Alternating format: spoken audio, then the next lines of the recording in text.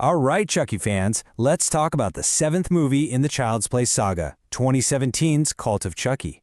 Now, this one went straight to digital and has about a 5.2 on IMDb, but don't let that fool you. The story in this film completely changes the entire game. So yeah, let's dive right into this absolutely twisted family reunion. Right off the bat, there are two huge things you gotta get. First, this movie isn't about one killer doll, it's about a whole bunch of them. And second, the way this film ends literally created a massive fork in the road for the whole franchise. I've got some bad news and some seriously good news on that front, so you're gonna want to stick around till the end of this explainer to see how it all played out.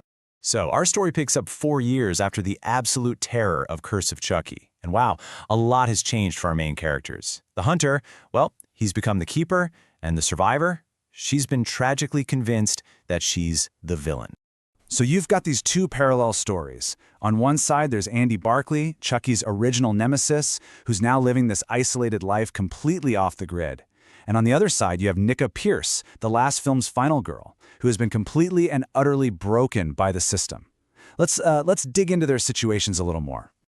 Yeah, you heard that right. After Andy blew Chucky's head to pieces with a shotgun, he kept it. And it's still alive, still talking, and for the past 4 years, Andy has been torturing it.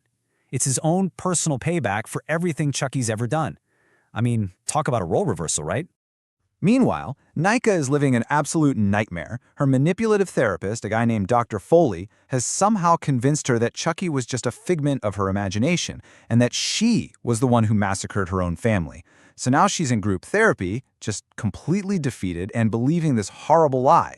And, this is where it all starts to go wrong. Nicka's so-called guardian, who is of course secretly Chucky's girlfriend, Tiffany Valentine, shows up, and she leaves a little gift for Nicka's therapy group, a brand new good guy doll. And I think you know what that means. The body count is about to start climbing again. First, a patient turns up dead. It looks like a suicide, but Nicka finds this bloody message nearby. Then, another patient who confronts the doll gets taken out in one of the most gruesome and honestly, one of the most beautifully shot kills in the entire series. A skylight just shatters and rains down on her. Nicka knows Chucky is back, but of course, nobody believes her. And this is the million-dollar question, isn't it? Nicka is watching Chucky commit murder right in front of her, but we, the audience, we know that Andy has the original Chucky's head locked up tight in his cabin, so what is going on? How can this doll be in two places at once? Well, the answer to that question is what gives the movie its name. See, it's not just one Chucky anymore, it's a cult. Okay, so here's the game-changing twist. Chucky has learned a new voodoo trick. He found a spell online that lets him split his soul and possess multiple hosts at the same time. Remember little Alice from the last movie? Turns out, Chucky possessed her at the end of Curse and used her to mail another doll out before she was killed. So inside the asylum, a Chucky army is starting to form. You've got the doll that Tiffany brought in. You've got a second one that Andy himself mails to the hospital trying to prove Nicka's story.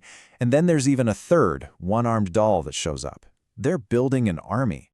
So with Andy racing to the asylum and all 3 Chuckies now active, everything just explodes.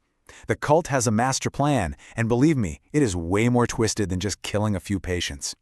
Their endgame is basically a 3-step plan for total domination.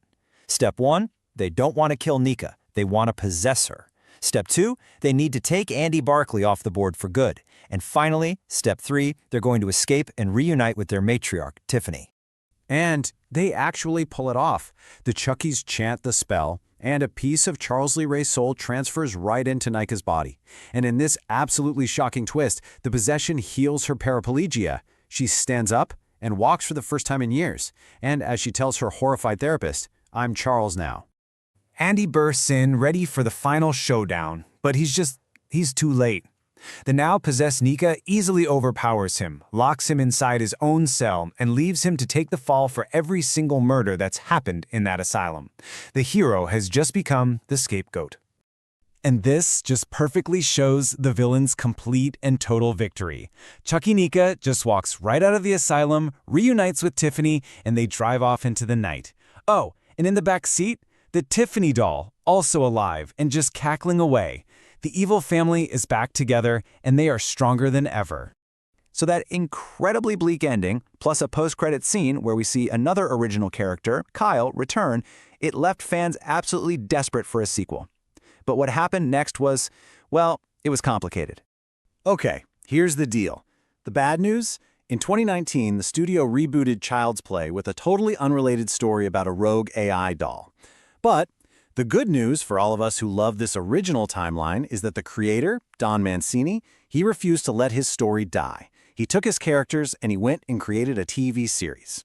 This TV series is just called Chucky, and it is a direct sequel to Cult of Chucky. It's got Brad Dourif back doing that iconic voice. It dives into Charles Lee Ray's backstory as a serial killer, and it brings back everyone, Andy, Kyle, Tiffany, and the possessed Nika, to keep the fight going. So even though the movie franchise took a weird detour, the original story is far from finished. And it leaves us with some amazing questions, right? I mean, with his soul split across a growing army of dolls and his greatest enemies either trapped or on the run, the whole world is basically Chucky's oyster. The only question left is, what's he gonna do with it?